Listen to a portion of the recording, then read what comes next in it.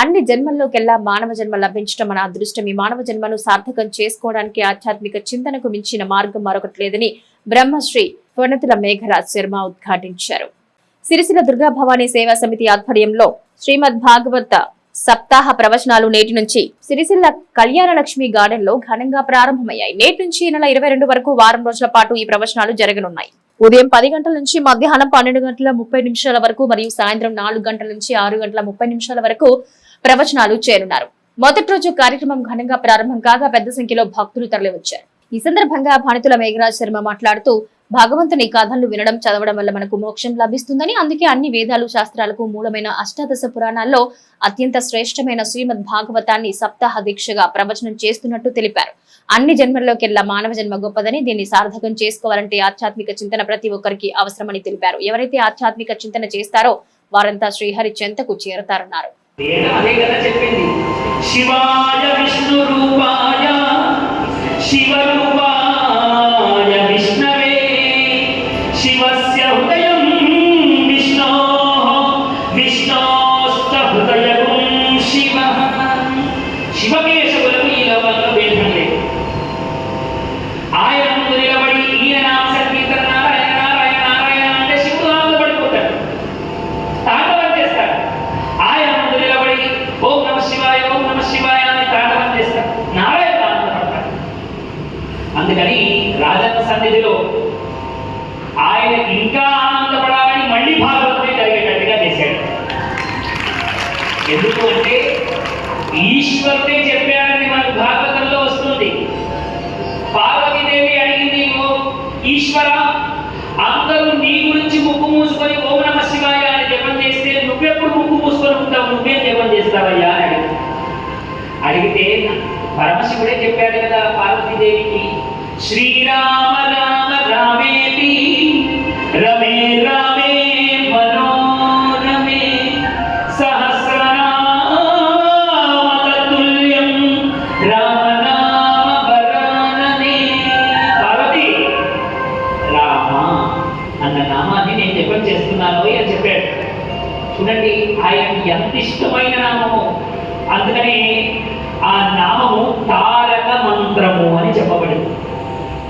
ఎవరైతే ఈశ్వరుడి సన్నిధిలో రామనామాన్ని అంటే విష్ణునామాన్ని ఎవరైతే నారాయణుని జపిస్తారో ఆయన అంతకు మించిన ఆనందం ఈశ్వరుడికి లేదు.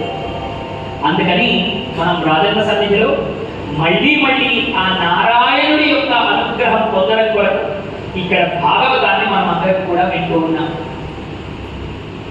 భాగవతాన్ని వినాలి అంటే భోగనామాత్రుడు ఎలా వినాలో మనందరికీ తెలియజేశాడు.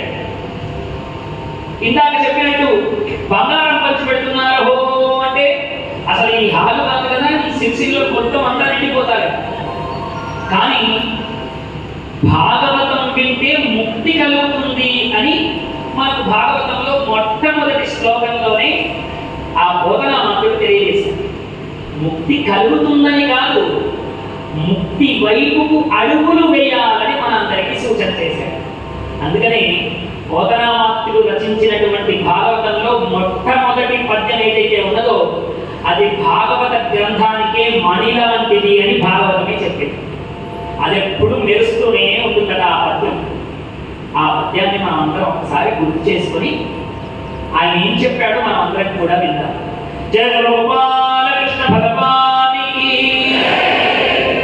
శ్రీ కైవల్య పదంబు చేరుటకునై చింతించదన్, శ్రీ కైవల్య పదంబు చేరుటకునై చింతించదన్, లోకరక్షైకారంభకు భక్తపాలన కళా సంరంభకు దానవోద్రేక స్తంభకు కేళిలోల విలసదృగ్జాల సంభూత నాకంజాత భవాండ కుంభకు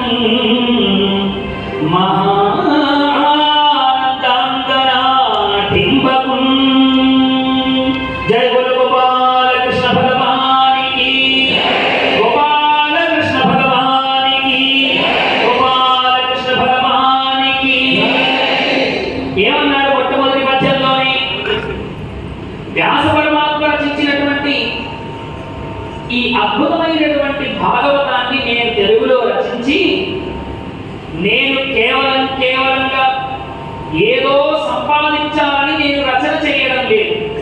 ఎందుకోసం రచిస్తున్నాను అంటే మొట్టమొదటి మాటనే చెప్పారు.